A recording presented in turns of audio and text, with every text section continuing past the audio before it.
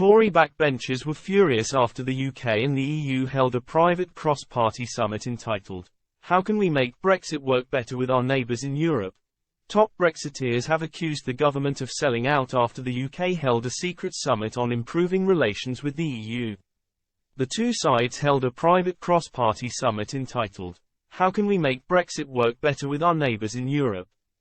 Veteran backbencher John Redwood and former UKIP leader Nigel Farage accused the government of using the conference to sell out to the EU. Meanwhile, former Brexit negotiator Lord Frost called for the government to fully and enthusiastically embrace Brexit, rather than trying to fix it behind. Mr. Redwood told the Daily Express, "The advice I've got for the government is the only language the EU understands, I'm afraid, is when you're strong. So what we need to do to complete Brexit, which is what the people want, is to push through the Northern Ireland Protocol legislation through the Lords because it passed through the Commons with a big majority.